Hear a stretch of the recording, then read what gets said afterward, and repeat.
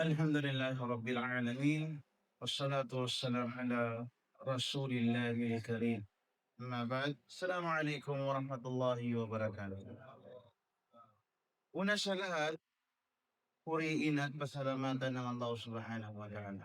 Mga kapatid, sa Islam, alam nyo ba na ang gawain o ang ginawa nating masama, pag hindi natin ito ay hinihingan ng kapatawaran kay Allah, ito yung sanhi ng kaguluhan, ng kahirapan sa mundo. Pakinggan mo ang ayat ng Allah Subhanahu wa Ta'ala sa kanyang sinabi. Ba'da a'udhu billahi minash shaitanir rajim.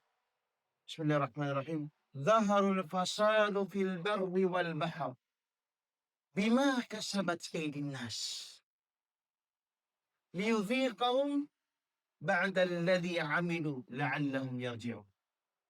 Sinabi ng Allah Subhanahu wa Ta'ala, lumitaw, malinaw o nakita natin ang katiwalian, ang kaguluhan, ang kasiraan sa kalupaan at karagatan dahil ito'y sa gawain ng mga kamay ng mga tao. Dahil sa gawa ng mga tao, dahil ang fasad.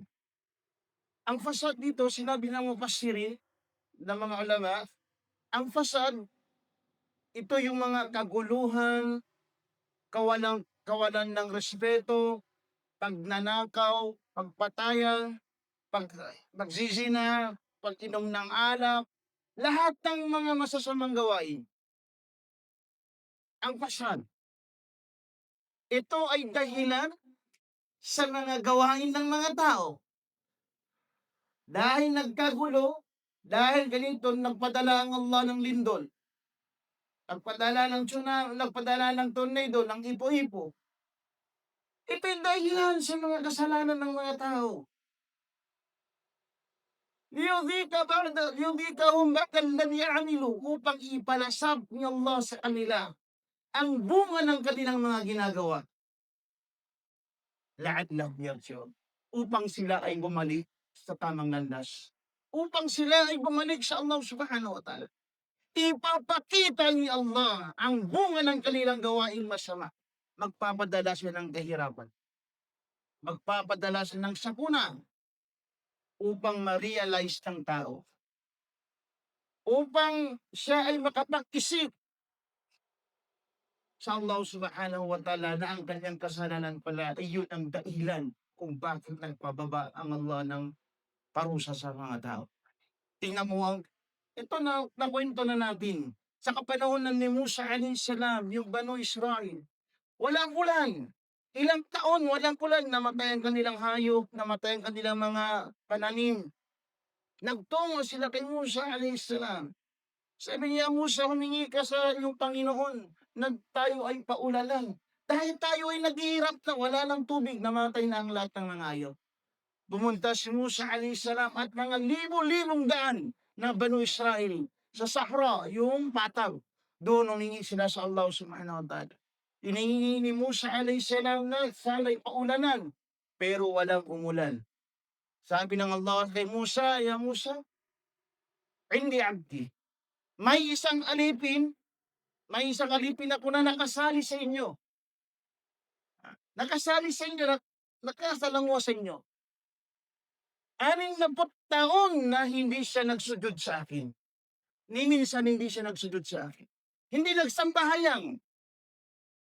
Dahil lang sa isang tao, pinarusahan ng Banu Israel na hindi sila pinaulanan. Hanggang naghirap, hanggang namatayan sila ng mga pananim. Dahil lang sa isang tao. Sabi ng Allah, kung gusto mo paulanan ko kayo, paalisin mo yung tao na yan sa staff ninyo, sa grupo ninyo.